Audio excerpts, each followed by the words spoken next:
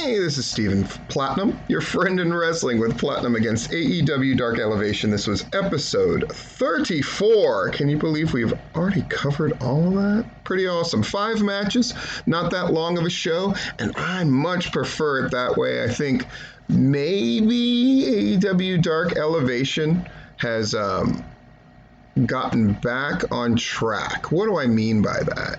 I mean simply that they've done a good job here, really having a tight show and matches that felt like they were of consequence. They've kind of gotten away from that, and I honestly think that AEW Dark has beaten Dark Elevation in terms of quality of the show, which, let's be real, that should never happen.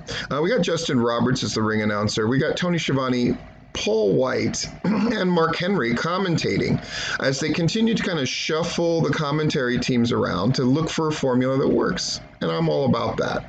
It's a good way to use these YouTube shows. First match, we had Layla Hirsch and Ryo Mizunami against Diamante and Xtina K. Christina K, spelled with an X.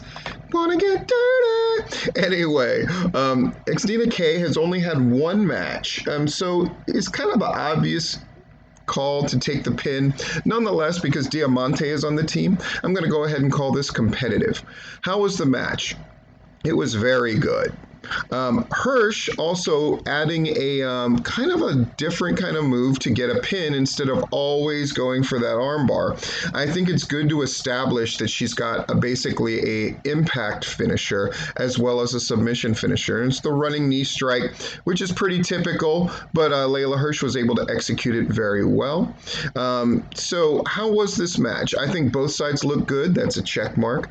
The proper team was put over in definitive fashion, so that's another check mark. Was something advanced for later? Yeah, I think in individual singles action, we may see Diamante against Layla Hirsch and or Ryo Mizunami. So I'm going to go ahead and give that 3 check marks, and we're moving on. Our second match is FTR looking to really flex against Mike Reed, who's had a few matches, but Toa Leona, who I don't believe has ever wrestled for AEW, so that's always good to see.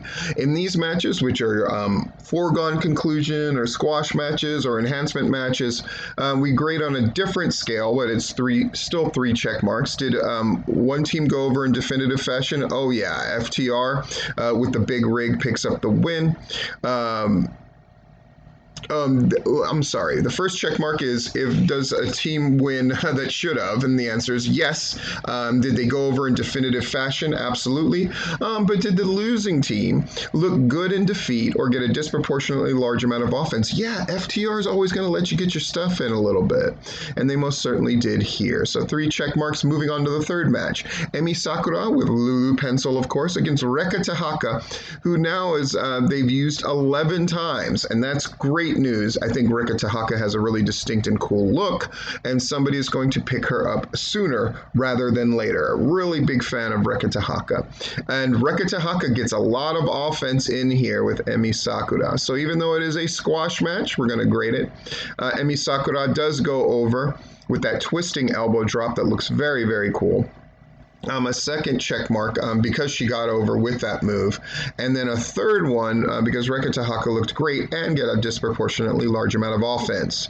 Our fourth match, as we're moving right along, Preston Vance, aka number 10 of the Dark Order, versus QT Marshall with the Factory. QT Marshall had quite the mouse under his eye, quite the shiner as well from something that happened in this match. And I can see why, because they're being very physical. This is an even matchup. So who wins? It's number 10. Does he win in definitive fashion? Absolutely. He wins with that full Nelson.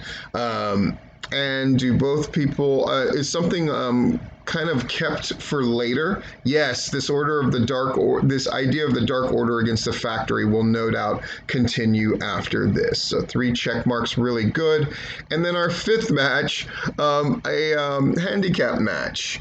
Paul White making it known well against Arun Singh. Cole Carter and Carlie Bravo, who is now making his 16th appearance in AEW, which is awesome. It's exactly what you think it would be. Um, it's a lot of but they did have a little bit of a story here, which is the guys trying to avoid that choke slam, and but then eventually getting caught all over the place, and then boom, the big punch to take out Cole Carter.